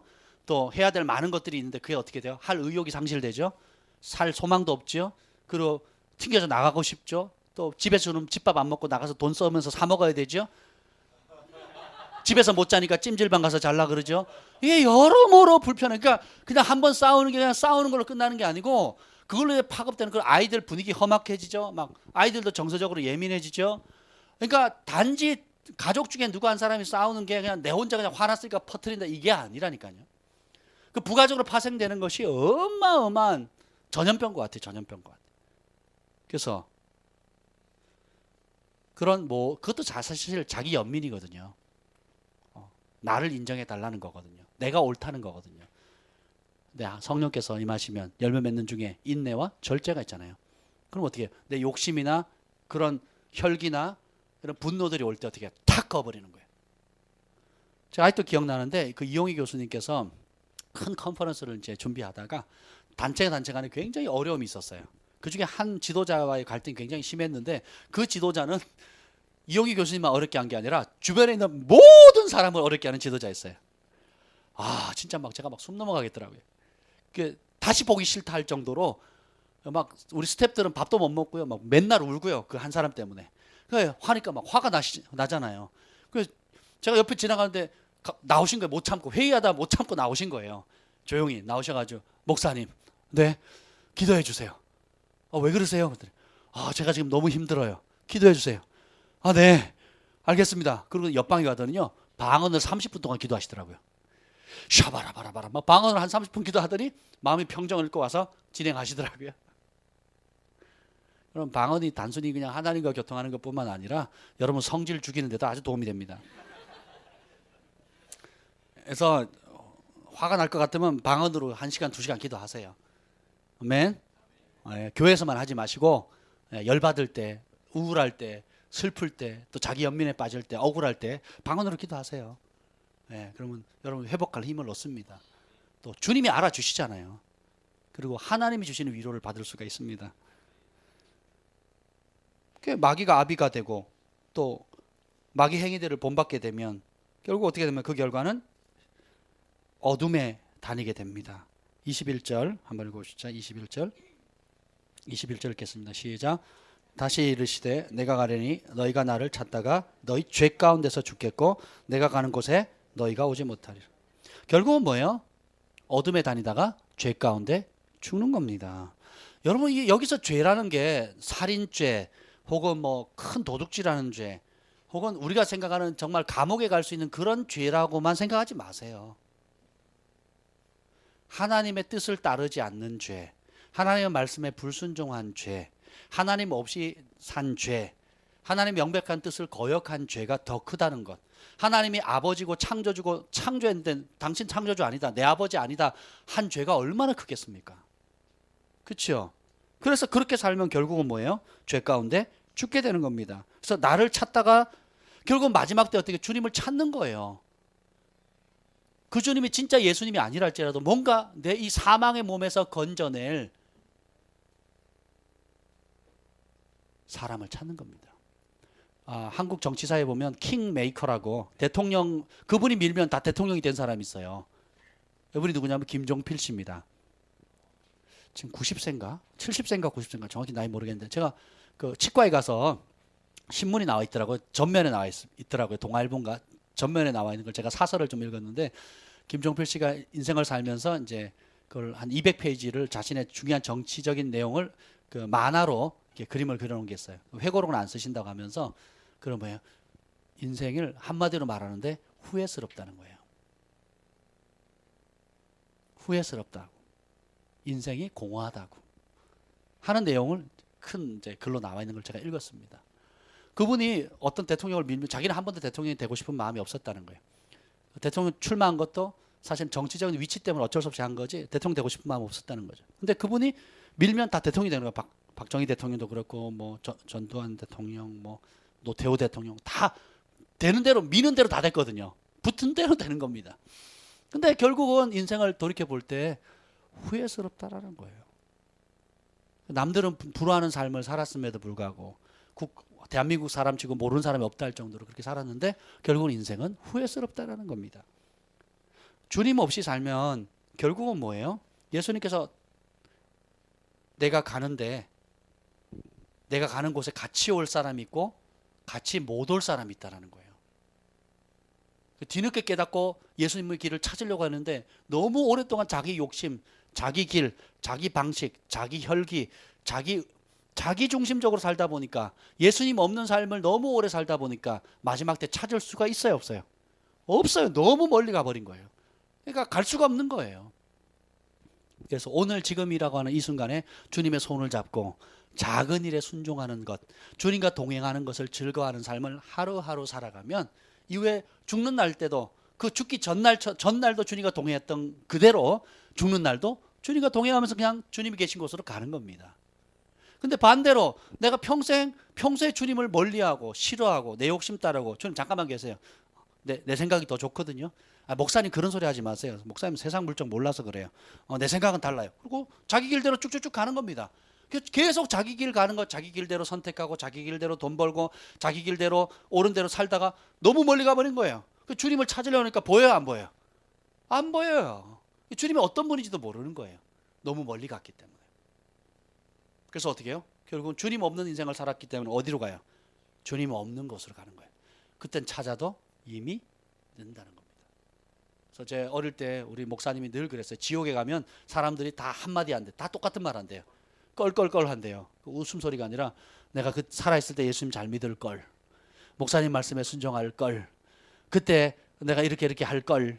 그래서 껄껄껄껄 하다가 그냥 계속 그러고 산다는 거예요. 그러니까 지옥은 후회로만 가득 찬 곳입니다. 여러분의 인생도 지금 후회로만 가득 찬 삶이 되면 안 돼요. 예수님 안에서는 후회가 없습니다. 오늘 지금 이 시간에 감사하면 돼요. 오늘 지금 이 시간에 주님의 길을 찾아가면 됩니다. 24절 읽어봅시다. 저 24절 읽으라고 했나? 24절 한번 읽어봅시다. 시작. 그러므로 내가 너에게 말하기를 너희가 너희 죄 가운데서 죽으리라 하였노라. 너희가 만일 내가 그인 줄 믿지 아니하면 너희 죄 가운데서 죽으리라. 예수님을 믿지 않으면 죄 가운데 죽는다는 거예요. 예수님을 믿지 않으면 뭘 믿어요? 자기를 믿는 겁니다. 또 다른 어떤 부가적인 걸 믿게 돼요. 예수님을 믿는다는 게 단순히 교회 다닌다는 게 아닙니다. 단순히 양육받는다는 게 아니에요. 단순히 교회에서 뭘 봉사하거나 섬긴다는 게 아닙니다. 예수님을 믿는다는 것은 예수님의 말씀에 사로잡힌다는 거예요. 그리고 말씀대로 생각하고 말씀대로 말하고 말씀대로 행동하고 말씀의 관점으로 사물을 보는 겁니다. 그래서 이 율법책을 주야로 묵상하라. 그것이 안 되면 내 생각 들어오고 주변 사람들 말 들어오고 환경으로 말미암은 두려움들 혹은 내 안에 있는 자신감으로 인하는 교만함으로 드러나게 되는 겁니다. 그리고 가장 비참한 말씀이 나오는데요.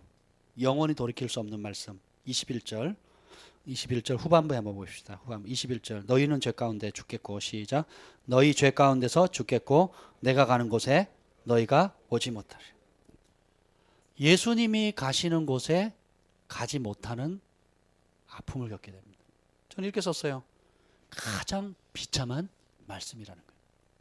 평생 나름 세상 사람들이 주님 모르니까 모르는 길로 갔다 할지라도 교회 안에서 평생 직분을 받고 주의 일을 하고 봉사도 하고 성도들 밥도 사주고 목사님 대접도 하고 뭐 여러 가지 것들을 했는데 너희는 나 있는 곳에 가지 못한다 하시면 저는 비참한 게 없겠죠. 35절 봅시다. 35절 시작 종은 영원히 집에 거하지 못하되 아들은 영원히 거. 무슨 종이겠어요? 아까 나온 죄의 종은 영원히 아버지 집에 못 들어갑니다. 아들은 뭐예요? 아버지를 사랑하는 사람이에요. 진짜 자식은 진짜 부모를 위해서 목숨을 겁니다. 부모가 자식을 위해서 목숨을 걸듯이 진짜 사랑하는 자녀라면, 진짜 부모를 공경하는 자녀라면 어떻게 하겠어요? 아버지 어머니를 위해서 모든 걸 걸겠죠. 근데 종은 어떻게 하겠습니까? 어려워지면, 월급이 안 나오면, 대우를 못 받으면 도망가는 거예요. 혹은 뒤집어 엎겠죠. 그가 못 받은 월급도 토해내라 그러고 난리를 치겠지요. 예수님이 계신 곳에 들어가지 못하는 것, 그 모든 것이 예수님을 알지 못함으로 있는 거예요. 이런 모든 결과를 초래한 궁극적인 원인과 뿌리는 무엇이냐면 37절에 나와 있어요. 37절 읽어봅시다. 큰 소리로 시작.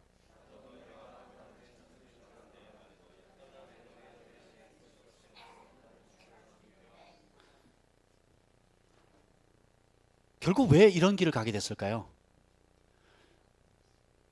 31절 다시 읽어봅시다. 31절 시작. 그러므로 예수께서 자기를 믿은 유대인들에게 이르시되 너희가 내 말에 거하면 참으로 내 제자가 되고 진리를 알지니 진리가 너희를 자유케 하리라. 뭐에 거하면요? 우리가 아무리 종교적인 열심을 갖는다 할지라도 찬양팀을 하고 예언을 하고 치유를 하고 또 봉사를 한다 할지라도 예수님의 말씀이 우리 안에 내 생각으로 완전히 바뀌어지지 않으면 진리 안에 자유는 없습니다. 그럼 뭐예요? 예수님의 말씀으로 내가 자유케 되지 않으면, 다르게 표현하면 뭐예요? 뒤집어 놓으면 뭐예요? 말씀 없는 삶, 다시 말하면 마귀가 이끄는 그 죄에 종된 자기 생각이라는 포장지를 한, 그럴싸한 포장지를 한 자기의의 삶을 살다가 주님 없는 곳으로 가는 겁니다. 이게 위험한 거예요. 그래서 예수님께서 베드로를 향해서 네가 하나님의 일을 생각하지 않고 사람의 일을 생각하는도다. 사탄아, 너는 나를 넘어뜨리게 하는 줄이다. 내 뒤를 물러나라. 사람의 생각이 예수님도 무너뜨리려고 공격할 판이라면 우리는 얼마나 더 주의해야 되겠습니까? 사탄아, 물러가라. 너는 나를 넘어뜨리는 자다. 이렇게 얘기했어요. 뭘로? 하나님 중심적인 생각이 아니라 사람 중심적인 생각이에요. 베드로가 한 말은 좋은 말이었어, 나쁜 말이었어요? 좋은 말이었어. 십자가 지지 마세요. 그 고생 하지 마세요. 그냥 우리가 로마를 전복하고 우리가 왕국을 세웁시다. 좋은 말이었단 말이에요. 그렇게 어려운 길 갈 필요 없습니다. 예수님 뭐예요? 그건 사람적인, 인간적인 생각이라는 거예요. 우리 안에 가장 2015년 안에, 뭐 앞으로도 마찬가지, 특별히 올 한 해 여러분들이 양육받으면서 제일 치열한 싸움이 뭐냐면 생각의 전장터입니다. 생각의 영역에서 내가 이길 거냐, 말씀이 이길 거냐. 물론 말씀이 이기죠. 근데 내가 그걸 안 받아들이면 흡수가 안 되는 거예요. 그래서 말씀이 나를 사로잡게 만들어야 됩니다. 모든 문제의 뿌리는 뭐냐? 말씀을 떠난 겁니다. 말씀이 아닌, 예수님의 말씀이 아닌 다른 방식, 다른 더 좋은 그럴싸한 것들에 사로잡혀서, 이것이 그냥 하루아침에 생긴 게 아니에요. 여러분이 살아오면서 직장 생활을 하면서 겪었던 노하우, 아픔들, 상처들, 거기에 대한 반응들, 또 이전에 이렇게 했더니 잘 됐어요. 그러니까 이 잘 되는 원리가 앞으로도 계속 잘 될 거라고 믿는 것들. 그래서 고린도전서에 보면 그렇게 나오죠. 모든 높아진 것들, 모든 이론들, 하나님을 대적하여 높아진 모든 아름다운 것들을 싸그리 사로잡아서 그리스도의 말씀에 복종시켜야 돼요. 언제까지? 죽는 날까지요. 그래서 이 율법책을 주의하라. 물질관이 안 바뀌면 절대로 하나님의 물질의 복을 받을 수가 없습니다. 여러분의 시간, 그리고 인생의 목적, 태어난 이유, 살아야 할 이유, 죽어야 할 이유에 대한 분명한 하나님의 말씀으로 인한 부르심의 확증을 갖지 못하면요, 여러분 엉뚱한 데 헤매다가 결국은 낭비하는 인생이 되는 겁니다.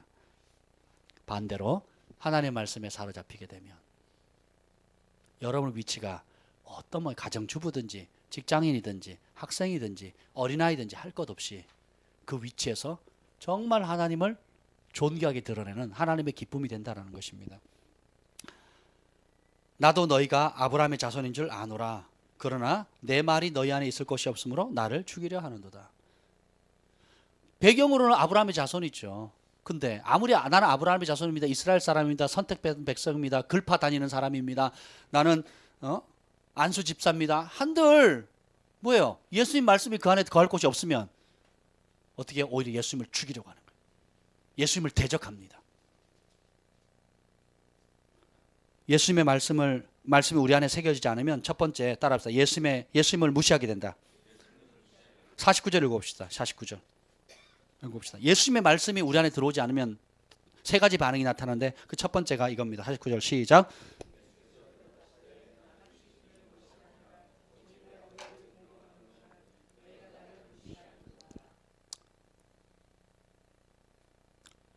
예수님의 말씀을 무시해요. 이사야서 66장에 보면 하나님께서 권고하는 찾으시는 사람은 내 말을 인하여 떠는 자라 그랬어요. 우리 안에 하나님 말씀으로 인한 떨림이 회복되어야 됩니다. 하나님 말씀을 했는데 식상하고 또 아는 말씀이지 뭐 그저 그렇지 이렇게 생각하시면 안 돼요. 내가 새로운 말씀을 발견해도 두렵고 떨리는 마음이 있어야 돼요. 기존에 친숙한 말씀이 있다 할지라도 성령께서 새롭게 조명해 주실 때에 어떻게 해요? 두렵고 떨림이 있어야 됩니다. 주님이 욕하면 지옥 간다 그러면 지옥 간다는 줄을 말씀으로 받아야 돼요. 화내면 형제들아 나가라 그러면 지옥불에 떨어진다 그러면 지옥불에 떨어지는 줄로 믿어야 되는 겁니다. 그게 안 믿겨지면 강팍해지는 거예요. 완악해지는 겁니다. 하나님 말씀을 무서울 때는 무섭게 받아들이셔야 돼요. 하나님은 사랑의 하나님이시요 동시에 공의의 하나님이십니다. 공의롭게 내 말이 마지막 날에 너희를 심판하리라 하셨어요. 심판의 기준은 예수의 말씀입니다. 그래서 혈기 부리고 화내고 또 그러면서 가정을 어렵게 만드는 것들에 대해서는 여러분들이 철저하게 회개하셔야 돼요. 부부 사이에, 부모 자녀 사이에, 형제들 사이에 하나님 말씀이 그렇다 그러면 그런 줄로 아셔야 돼요. 그리고 두렵고 떨림이 있어야 됩니다. 근데 떨림이 없으면 예수님 그걸 뭐로 받으세요? 너희가 나를 무시하는도다. 내 말을 무시한다는 거죠. 산 사람의 인격을 무시한다는 건 뭐예요? 그 사람의 말을 무시하는 겁니다. 우리 천준이 아빠가 천준에게 쓰레기 좀 비워와라. 안 듣는 거예요. 그럼 뭐예요? 그 말을 안 듣는 것뿐만 아니라 아빠의 인격을 무시하는 겁니다. 그렇지 않습니까? 근데 그 말을 잘 들으면 그냥 말을 잘 들은 것이 아니라 아빠의 인격을 존중해 주는 거예요. 이해가 되시죠? 그래서 예수님께서 오늘 하는 말씀이 믿는 유대인들에게 하는 말이에요. 오늘 지금 31절에 보면 예수께서 자기를 믿은 유대인들에게 이르시되 하는 거예요. 믿는 사람에게 지금 하는 소리입니다. 믿는 사람에게. 안 믿는 불신자에게 지금 하는 얘기가 아니에요. 믿는 사람에게 지금 얘기를 하는 겁니다. 그래서 예수님의 말씀이 우리 안에 새겨지지 않으면 우리 감정 따르게 되죠. 우리 경험 따르게 되죠. 우리의 인간적인 생각 따르게 되죠. 그렇게 되면 첫 번째가 진짜 예수님을 무시하게 돼요. 그리고 오히려 그 말은 귀신 들렸다. 목사님 요즘 그게 어떻게 통용돼요? 그런 거 안 통합니다. 세상 물정 몰라서 그러세요. 세상 물정 모르죠 그러면 제가 어떻게 알아요? 저 몰라요. 근데 영적 질서를 알게 되면 그러니까 중력 위에 양력이요? 중력을 능가하는 게 양력이잖아요. 그죠? 우리가 보이는 세계 위에 보이지 않는 세계에 그 룰들이 있는 겁니다. 똑같아요. 그 가치를 알게 되면 달라지겠죠. 얼마 전에 지난주인가요? 우리 봉수 형제가 여기 강남의 쓰레기통에 버려진 기타 케이스를 하나 발견하고 열어봤더니 좋은 기타인 거예요. 부러졌더래요. 어디가 팝 고장 나가지고 거금 15만 원을 들여가지고 고쳤습니다. 남들은 그 기타통을 보면서 다 그냥 지나가요. 그게 쓰레기인 줄 알아요.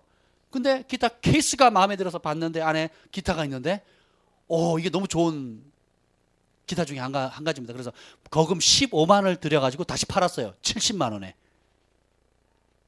그걸 교회 차량 헌금에 또 다 심었어요. 할렐루야. 쓰레기 좀 많이 좀 드시세요 이제.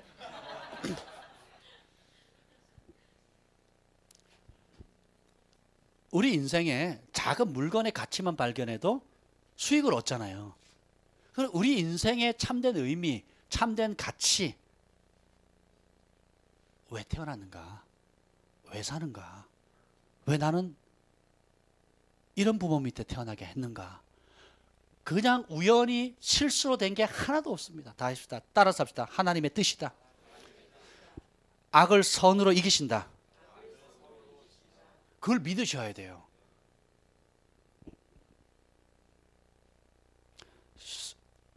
스티브 잡스가 이제 아이폰으로 전 세계를 뒤집어 놨잖아요. 그렇죠? 근데 원래 그 아이폰의 아이디어를 어디다 가지고 갔냐면 구글사에다 갖다 줬대요. 근데 구글에서 그걸 안 받았다는 거예요. 근데 만약에 구글이 그 당시 이게 물론 획기적인 거잖아요. 근데 구글이 만약에 그 아이폰의 가치 잠재력을 발견했더라면 어떻게 됐을까요? 구글폰 만들 필요 없겠죠. 그렇잖아요. 그 아이폰으로 그냥 밀고 나갔으면 됐는데 못 발견한 겁니다. 우리가 첨단 장비도 그 가치를 발견하는 사람 15만 원짜리가 70만 원, 15만 원 투자하고 70만 원을 갔든지 그럼 아이폰 같은 걸 만약에 구글이 인수를 했다 그러면은 어마어마한 부를 얻었겠지요. 그렇죠. 근데 그보다 비교도 안 되는 가치가 있는 게 바로 예수님입니다. 예수님의 말씀의 가치, 예수님을 따르는 가치, 예수님을 사랑하는 것의 가치, 예수님의 이름을 위해서 희생하는 가치, 예수님 말씀 때문에 내 생각, 내 의견, 내 계획들을 내려놓는, 그리고 주님의 말씀으로 사로잡힌 삶, 이것의 가치를 우리가 재발견해야 될 때인 것입니다. 두 번째는 뭐냐면 예수님의 말씀을 아무리 들어도 심지어 기적을 보아도 깨닫지 못하게 돼요. 43절 읽어보겠습니다. 43절 시작. 어찌하여 내 말을 깨닫지 못하느냐? 이는 내 말을 들을 줄 알지 못함이라. 아멘. 하나님의 말씀이 들어오지 않으면, 그러니까 아무리 기적의 말씀을 들어도 깨닫지를 못한대요. 그 지금 하나님 보시기에 좋았더라 그 교회에서 제가 갔더니요, 제가 영웅인 거예요. 그 방학이라고 아이들이 막 중고등부, 초등부 애들이 막 떼거지로 모여 한 20, 30명 모여 있더라고요. 갔더니 전부 다 일어나가지고 기립박수에 인사하는 거예요. 저를 처음 보는데.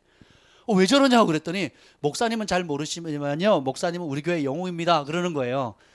왜 그렇습니까? 그랬더니 데이비드 호건 목사님 통역하셨잖아요. 그러니까 수요일마다 데이비드 호건 목사님 그 시리즈를 이렇게 들었대요. 그래서 옆에 있는 통역하는 목사님을 보고는 막 거의 뭐 같이 식사하는 부모님 아들이 있는데 우리 경환자랑 똑같은데 거의 슈퍼스타 수준이래요. 연예인 온 것처럼 반기는 거예요. 연예인 온 것처럼.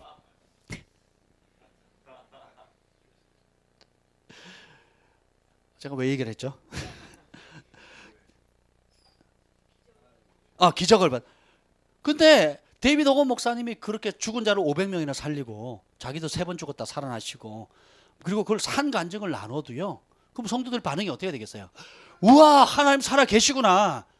저분에게 역사하면 오늘 우리에게도 역사하시겠구나 라고 반응하는 게 정상 아니겠어요? 그런데도 뭐 대부분은 그렇게 받아들였는데 그럼에도 불구하고 마음 착하고 이쁨에도 불구하고 어떻게 해요? 저건 내가 아는 하나님이 아니야. 저 말씀은 내가 받을 수 없어. 그리고 거부하는 가정이 몇 가정이 있더래요.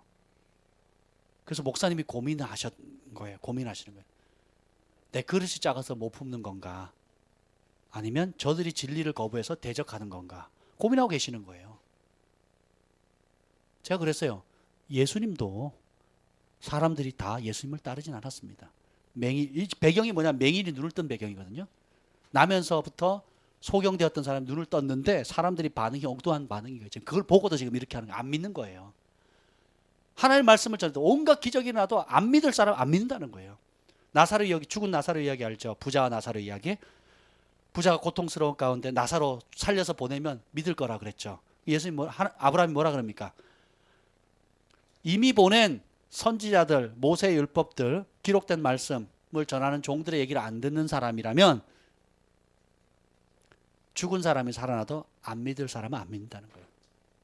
그래서 우리가 두려워해야 돼요. 하나님의 말씀을 어린아이가 전하든 옆집 아주머니가 전하든 유명한 목사님이 전하든 하나님의 말씀은 하나님의 말씀으로 받는 게 지혜입니다. 아멘. 세 번째는 거기서 멈추는 게 아니라 예수님을 죽이려고 합니다. 37절에 보면 나도 너희가 아브라함의 자손인 줄 아노라. 그러나 내 말이 너희 안에 있을 곳이 없으므로 어떻게 한다고요? 저는 이 말이 너무 궁금했어요. 왜 그럴까? 왜 기적을 보고 죽은 자가 살아나고 소경이 눈을 뜨고 그리고 선한 일하고 아름다운 일을 하는데 왜 사람들은 죽이려고 할까?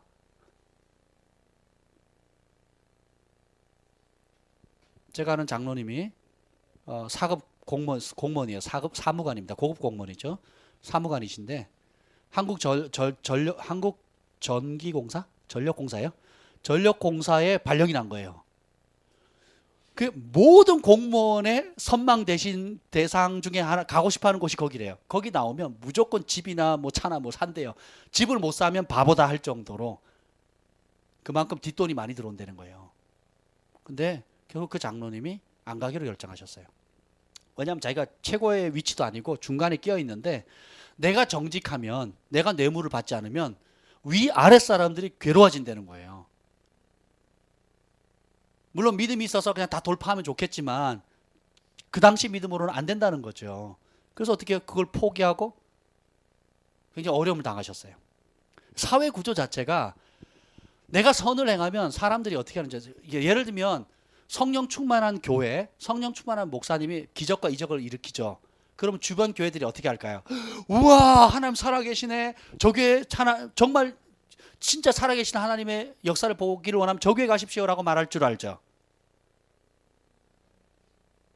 첫째, 기본 2단은 기본으로 단수를 확 올려줘요. 그냥 2단으로 탁 올려주고 그 다음부터 어떻게 해요? 온갖 모해를 다 합니다. 그리고 이런 영상들 따가지고 어떻게 하는지 아세요?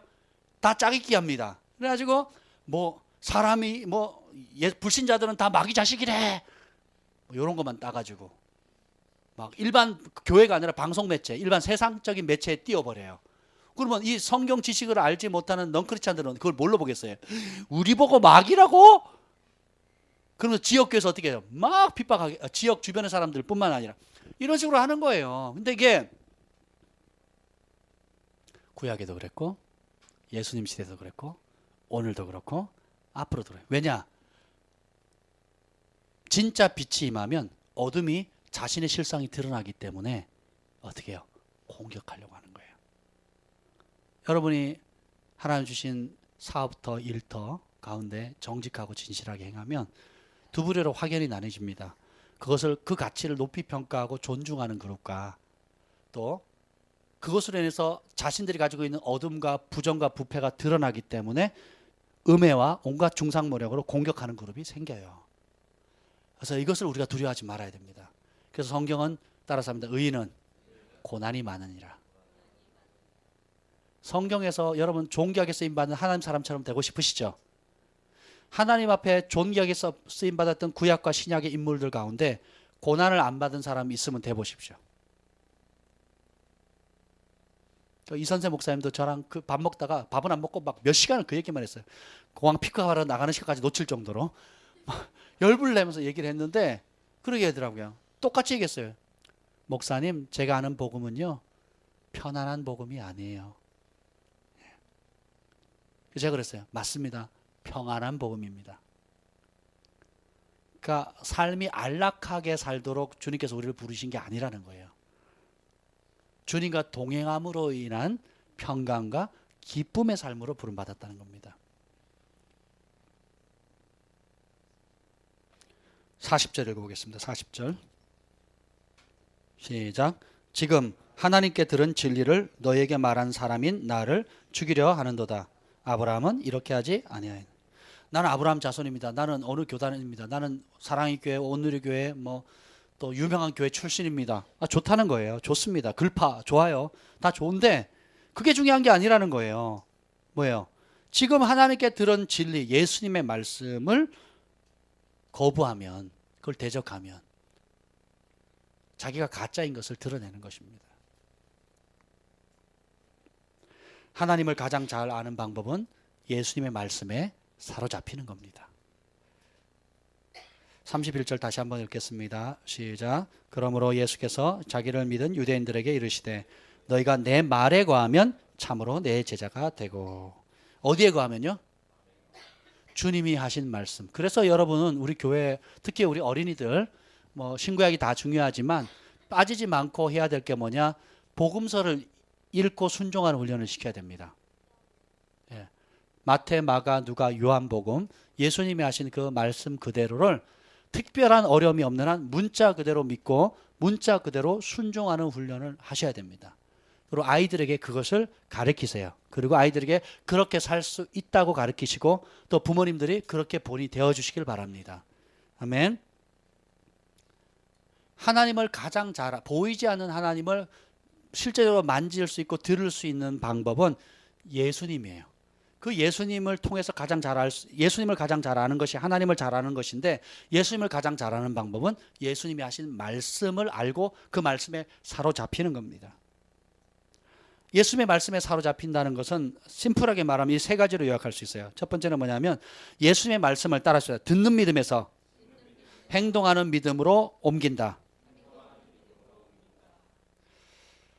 듣기를 즐거워하는 것만 해도 은혜예요. 들으면서 울그락불그락하고 막 싫어하는 사람이 있거든요. 심지어 목회자들도 그렇습니다. 예수님 말씀 문자 그대로 전하면요, 사역자들 가운데도 막 울그락불그락하면서요, 율법주의라 그러고 막 공격하는 사람이 있습니다. 불쾌하게. 제가 어디 가서 사역을 했는데요, 한 사람은 이틀 내내 우는 사람이 있고, 그 옆에서 한 사람 초청해 줬던 분은 이틀 내내 목까지 뻘개져 가면서 막 물그락불그락 하는 거예요. 그리고 쉬는 시간마다 그 말씀을 반박하고 대적하는 겁니다. 쉬는 시간마다. 제가 깜짝 놀랐어요. 영성사역하는 단체인데 제가 깜짝 놀랐습니다. 아니, 예수님 말씀 문자 그대로 전해도 안 받아들여요. 예수님 말씀을 듣는 것에 족하는 게 아니고 살아내는 믿음이에요.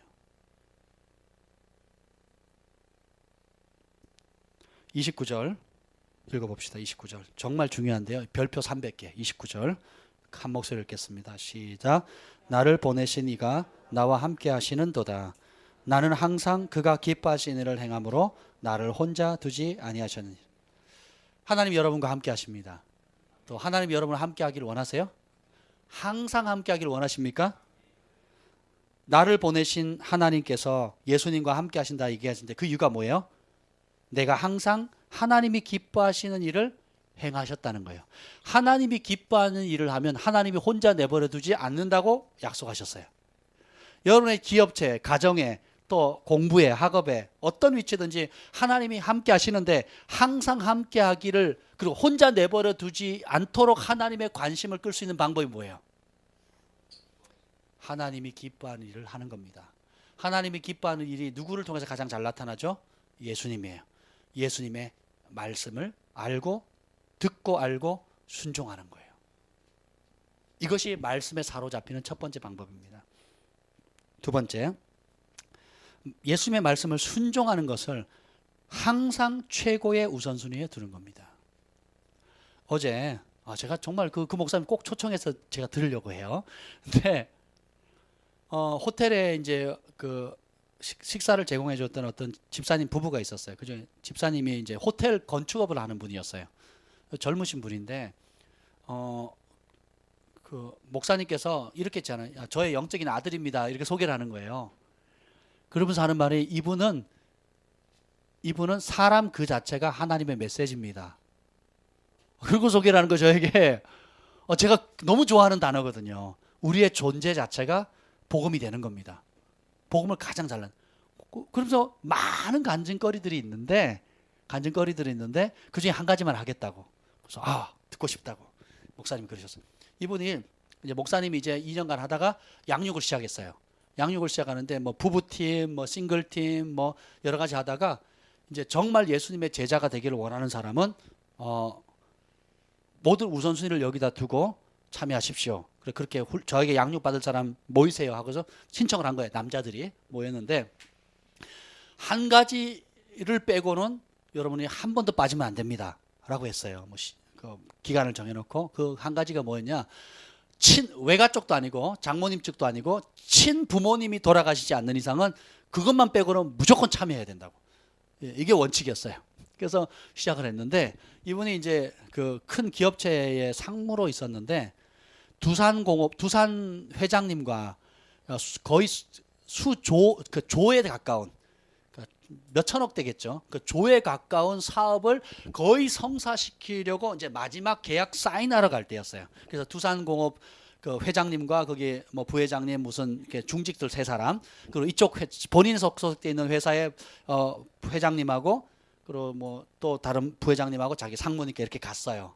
이렇게 갔는데 딱 앉으니까 먼저 이제 술잔을 돌리잖아요. 밖에서 만든 술잔을 돌리는데 술잔을 딱 받자마자 이분이 어떻게 한 줄 아세요? 제일 직급이 낮은 이분이 술잔 딱 받더니 뒤집어서 탁 놓은 거예요. 그러니까 그쪽 상대편에 있는 분들이 당황하셔가지고 어디 몸이 불편하신가요? 뭐 속이 안 좋으신가요? 이렇게 얘기를 해요. 아니요. 왜 그러세요? 저는 크리스찬입니다. 그러니까 좋았어요. 그리고 이제 막 해가지고 마무리하고 이제 막 사인을 해야 될 시점에 벌떡 일어나는 거예요. 그러니까 이제는 이쪽 자기 같이 데려갔던 그 회장님하고 막 그 중직들이 놀라는 거예요. 막 얼굴이 막 얼굴 색깔이 확 바뀔 정도로 벌떡 일어나는 거예요. 왜 그러냐고. 제자 훈련 시간이 됐습니다. 우리 목사님하고 제자 훈련하는 시간이 됐습니다. 그러고는 죄송합니다. 그러고 나와버린 거예요. 그리고 교회에 오는데 펑펑 울면서 왔어요. 그 사람이 펑펑 울면서 이제 잘린 거죠. 완전히 이제 끝난 거죠. 펑펑 울면서 제자 훈련 온 거예요. 아무 소리 안 하고 제자 훈련 참여하고 간 겁니다. 근데 하나님 어떻게 역사하신 줄 아세요? 그 당황했던 그 회사 회장님이 그 사람을 부회장으로 임명해 버린 거예요. 왜 그러냐고 그랬더니 저 사람처럼 소신 있는 사람 처음 봤다는 거예요. 큰 인물감이라는 거예요. 그래서 부회장으로 올려버린 거예요. 거의 1조에 가까운 그 사업을 날려도 괜찮다 할 정도, 자기 목 잘려도 괜찮다 할 정도로 자기가 크리스찬이라는 것, 그리고 목사님과 약속한 그 양육 시간 그걸 지키기 위해서 나가겠다는 거예요. 그래서 자기는 울면서 왔는데 이제 난 끝났다고 왔는데 부회장으로 된 거예요. 그리고 얼마 지나서 그 회장님도 예수 믿게 된 겁니다. 그래서 요즘도 이제 큰 이제 호텔을 지으면 이제 기공식 하잖아요. 그럼 도지사, 시장, 그리고 그 비즈니스 하는 그 거물들이 오는 기공식에 오면 꼭 다른 분 안 모시고 담임 목사님 부른대요. 그럼 담임 목사님이 가서 또 이렇게 설교하시는 거예요. 저는 여러분 보고 온 거 아닙니다. 저는 제 영적인 아들 이 한 사람을 보고 온 겁니다.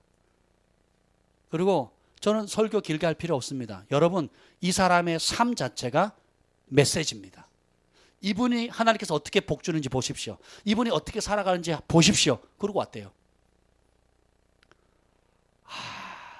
그래서 우리 친하게 지내기로 했어요. 또 홈스쿨링을 한대요. 그래서 또 그 둘째인가 우리 경환이랑 똑같아요. 이름이 뭐라고 준기라고 경환이랑 똑같아요. 그 교회에서도 지금 또 대안학교를 합니다. 지금 10가정이 이제 시작했다 그러는데 제가 그걸 살아내는 그 메시지를 전하는 그분을 보면서 굉장히 도전을 받았습니다. 너무너무 감사했어요. 이처럼 하나님의 말씀을 순종하는 것을 따라합시다. 항상. 가끔이 아니에요. 성령 충만할 때 혹은 기분 좋을 때, 기분 나쁠 때 안 하고 기분 좋을 때 하고 환경이 될 때 하고 안 될 때 안 하는 게 아니라 정말 이런 분명한 소신을 좀 가졌으면 좋겠어요. 아멘. 저도 모르게 지금 우리 예언학교에서 111 숙제를 냈잖아요. 그죠? 그래서 하루 1시간 기도 1시간 말씀. 예, 그래서 카톡에 보니까 저도 몰랐는데 보니까 숙제했습니다. 끝냈습니다. 숙제했어요. 막 그거만 계속 뜨는 거예요. 제가 보는데 짜증이 나는 거예요. 그래서 앞으로는 했습니다 하지 마시고 그 말씀에 내가 어떻게 순종한 내용을 적는다든지, 혹시 내가 전에는 이렇게 알았는데 이 말씀에 내가 이렇게 깨달았습니다 하는 내용을 적든지, 그것을 씨름해서 내가 순종하려고 했는데 실패한 내용을 적든지, 혹은 내가 순종했더니 이런 복이 임했다는 그런 내용을 적었으면 좋겠습니다. 많이 한 것이 무슨 유익이 되겠어요, 순종하지 않는다면. 그래서 오히려 저는 이렇게 생각해요. 그것이 24시간 일주일 내내 365일 늘 말씀과 기도, 이 좋은 예수님의 말씀에 사로잡힌 삶을 즐거워하는 사람들이 많이 일어났으면 좋겠어요. 1시간 했니 안 했니? 난 2시간 했다. 잘했지. 3시간? 난 3시간이야. 이게 아니라 하나님 말씀 자체가 너무 좋은 거예요. 예수님이 너무 좋은 거예요. 그냥 그 말씀을 아는 것이 즐겁고 따르는 것이 즐겁고 또 대가를 지불하면서 받는 희생과 그로 인한 고난이 즐거운 사람, 그래서 세상의 빛으로 소금으로 살아갈 수 있기를 즐거워하는 사람들이 많이 일어났으면 좋겠습니다.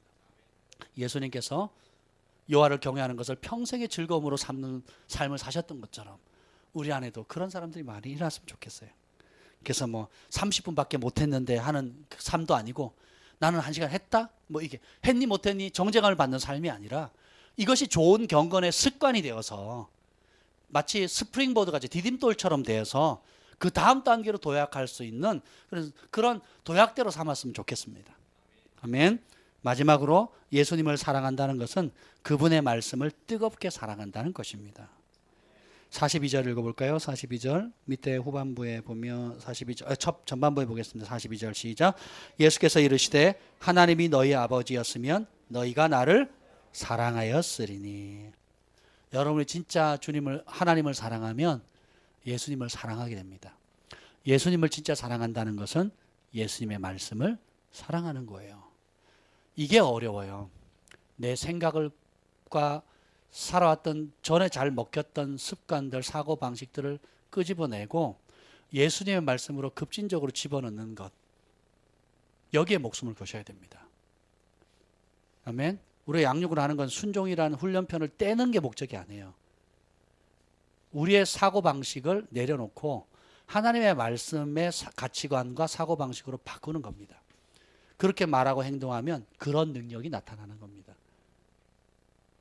저도 참 마틴 루터 킹 목사님께서 흑인과 백인이 하나가 되어서 함께 공부하고 기뻐하고 형제 자매 되는 그 꿈을 가졌던 것처럼 지금 하나님이 보시기에 좋았더라 하는 그 교회도 정말 삶으로 우러나는 그런 간증들이 너무너무 도전이 됩니다. 판사님과 택배기사 아저씨가 친구가 되어지고 복음이 아니면 어떻게 그런 일이 있겠습니까? 우리 사랑이와 또 노벨토 목사님 딸내미 그 세라가 같이 노는 모습을 제가 영상과 사진을 찍었어요. 복음이 아니고는 그런 일이 일어날 수가 없다라는 겁니다. 오직 복음만이 진짜 예수님의 말씀을 문자 그대로 믿고 문자 그대로 항상 그것을 지키기를 삶의 가장 우선순위로 두고 그것을 지키기 위해서 온갖 대가를 지불하는 데 있어서 담대한 사람이 일어난다면 어마어마한 삶의 파장들이 일어날 겁니다. 저희 우리 글로벌 파이어 교회가 그러한 모습으로 성장해 갔으면 좋겠습니다. 여러분 한 사람 한 사람 존재 자체가 복음을 전하는 자가 아니라 복음의 메시지가 되었으면 좋겠어요. 사업가로서 하나님의 복음의 메시지가 되는 거예요. 가정주부로서 복음의 메시지가 되는 겁니다. 아멘. 기도하겠습니다. 주님 감사합니다. 나를 보내신 이가 나와 함께 하시도다. 나는 항상 그가 기뻐하시는 행함으로 나를 혼자 두지 아니하셨느니라. 예수님께서 그렇게 사셨을 때 많은 사람이 예수님을 믿었던 것처럼 주님 우리도 항상 주님이 기뻐하시는 일, 예수님의 말씀에 사로잡힌 일, 급진적으로 그 말씀을 항상 최우선순위에 두고 어떤 대가를 지불해도 순종하는 삶 가운데 날마다 성장함으로 우리의 존재 자체가 예수님이 되게 하여 주옵소서. 우리의 존재 자체가 예수님의 말씀이 되게 하여 주옵소서. 우리의 존재 자체가 우리가 처해 있는 삶의 현장에 복음이 되게 하여 주옵소서. 이제는 우리 구주 예수 그리스도의 은혜와 하나님 아버지의 극진하신 사랑과 성령의 감화감동 충만하심이 오늘도 예수님의 말씀을 따라 예수님이 기뻐하시는 일을 항상 즐거워하는 하기로 다짐하는 우리 글로벌 파이어 교회 위에 열방의 영혼들과 북녘 동포들을 위해 이제로부터 영원토록 함께 있을지어다. 아멘.